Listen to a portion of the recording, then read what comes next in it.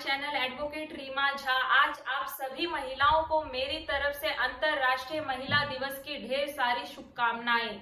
महात्मा गांधी जी ने एक बहुत बड़ी बात कही थी, एक आदमी को पढ़ाओगे तो एक ही व्यक्ति शिक्षित होगा, एक स्त्री को पढ़ाओगे तो पूरा परिवार शिक्षित होगा।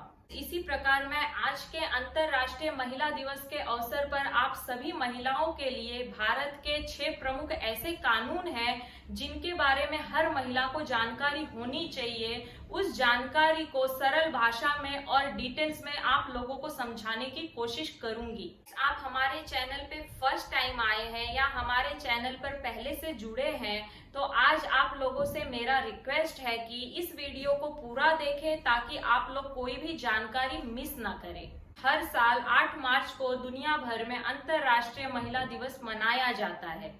इस दिन लोग दुनिया के विकास में महिलाओं के स्ट्रगल और योगदान को स्वीकार करते हैं और महिलाओं के लिए बेहतर दुनिया बनाने का संकल्प लेते हैं। 6 प्रमुख कानूनों के बारे में हर महिला को पता होना जरूरी है जिससे वह अपने अधिकारों और सुरक्षा के प्रति सजग और जागरूक हो सके। जिसमें पहला प्रमुख कानून है दफ्तर में यौन हिंसा और प्रताड़ना के विरोध में कानून।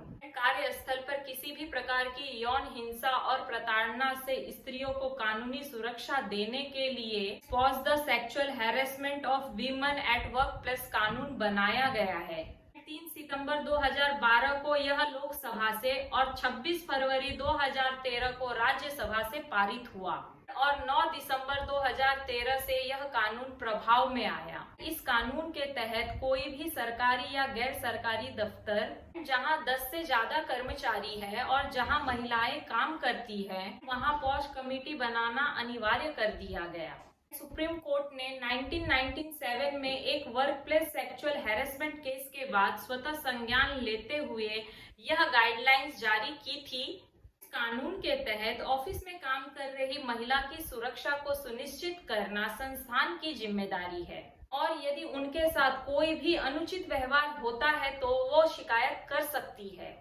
दूसरा प्रमुख कानून है घरेलू हिंसा से बचाव के लिए। 26 अक्टूबर 2006 को protection of women from domestic violence कानून भारत में लागू हुआ। इसका उद्देश्य हर प्रकार की घरेलू हिंसा से महिलाओं की रक्षा करना था। नेशनल फैमिली हेल्थ सर्वे से लेकर यूएन और विश्व स्वास्थ्य संगठन के आंकड़े बार बार हमें आगाह कर रहे थे कि भारत में 70% महिलाएं घरेलू हिंसा की शिकार है और सिर्फ 10% महिलाएं उस हिंसा की शिकायत करती है। भारत में कोई ऐसा कानून भी नहीं है जो घरों के भीतर महिलाओं की सुरक्षा को सुनिश्चित कर सके। इसीलिए 2006 में ये कानून आया। इस कानून के जरूरी पहलुओं में से एक ये भी है कि जरूरी नहीं है कि जो व्यक्ति पीड़ित है वही शिकायत दर्ज करे।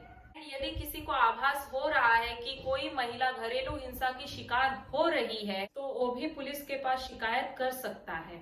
इसके बाद पुलिस का कानूनी दायित्व है कि वह शिकायत पर एक्शन ले। तीसरा प्रमुख कानून है पिता की संपत्ति को लेकर महिलाओं का अधिकार। आजाद भारत में महिलाओं के लिए लाया गया सबसे ऐतिहासिक और सबसे जरूरी कानून है हिंदू सक्सेशन एक्ट या हिंदू उत्तराधिकार कानून 2005। हालांकि ऐसा कानून 1956 के नाम से पहले भी था, लेकिन उसमें लड़की और लड़के के लिए भेदभावपूर्ण नियम थे। उस कानून में लड़कियों का पिता की संपत्ति में कोई अधिकार नहीं था। पिता की सारी संपत्ति लड़कों को मिलती थी। 2005 में इस कानून में संशोधन किया गया और 9 सितंबर 2005 में यह लागू हुआ। नए कानून में पुराने लैंगिक भेदभाव को खत्म किया गया और बड़ा फैसला सुनाया गया। न्यायालय ने पैतृक संपत्ति में भी लड़कियों को बराबर का अधिकार देने की घोषणा की। समान संपत्ति का अधिकार अब तक सिर्फ पिता की अर्जित की हुई संपत्ति पर ही लागू होता था। पैतृक संपत्ति अब भी स्वतः बेटों की होती थी, लेकिन अब नए कानून के मुताबिक पैतृक संपत्ति में भी बेटे और बेटी को बराबर का अधिकार सुनिश्चित किया गया। चौथा प्रमुख कानून है दहेज प्रथा के विरोध में। डाउरी प्रोहिबिशन एक्ट या दहेज निषेध अधिनियम 1961 में लागू हुआ। इस कानून के मुताबिक भारत में दहेज लेना और देना दोनों ही कानूनन अपराध है। इसके लिए 5 वर्ष तक की कैद और 15,000 रुपए तक का जुर्माना हो सकता था। भारतीय दंड संहिता की धारा 498A दहेज के मामलों पर लागू होती है। शुरू में इस धारा से जुड़े प्रावधान बहुत कठोर थे।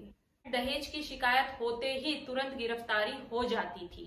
इसमें जमानत का प्रावधान नहीं था। 1980 के दशक तक इतनी बड़ी संख्या में दहेज से जुड़े गलत केस न्यायालय के समक्ष आए कि इस कानून को वापस लेने के लिए कोर्ट में कई याचिकाएं दायर की गई। इन याचिकाओं पर सुनवाई करते हुए कोर्ट ने माना कि इस कानून को वापस लेने से मना कर दिया, ताकि प्रावधानों में थोड़ी ढील दी गई। मसलन तत्काल गिरफ्तारी और गैर जमानती अपराध जैसे नियम वापस ले लिए गए। दहेज निषेध अधिनियम 1961 दहेज की प्रताड़ना झेल रही हजारों स्त्रियों के लिए न्याय की उम्मीद बना। पांचवा प्रमुख कानून है मातृत्व अवकाश। यह कानून हर कामकाजी महिला के लिए 6 महीने के मातृत्व अवकाश को सुनिश्चित करता है। यह उसके नौकरी के अधिकार और मातृत्व अवकाश के दौरान पूरी सैलरी को सुनिश्चित करता है। यह कानून हर उस सरकारी और गैर सरकारी कंपनी पर लागू होता है जहां 10 से ज्यादा कर्मचारी काम कर रहे हैं। मैटरनिटी बेनिफिट बिल या मातृत्व लाभ बिल 11 अगस्त 2016 को राज्यसभा में और 9 मार्च 2017 को लोकसभा में पास हुआ।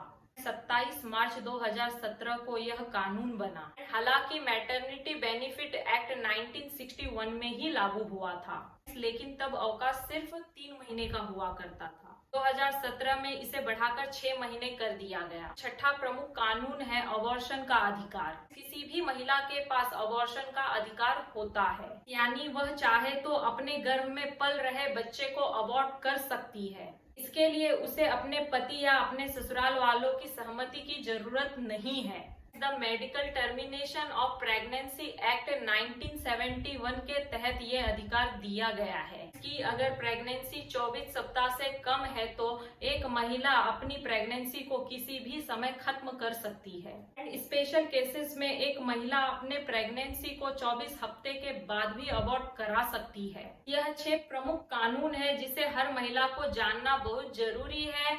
और फ्रेंड्स, फिर से आप लोगों को एक बार अंतर्राष्ट्रीय महिला दिवस की बहुत सारी शुभकामनाएं। फ्रेंड्स, आप लोगों को यदि यह वीडियो पसंद आए तो इसे ज्यादा से ज्यादा शेयर कीजिए ताकि हर महिलाओं तक ये वीडियो पहुंचाया जा सके और उन्हें इस चीज की जानकारी मिल सके। Thank you for watching my channel advocate Reema Jha.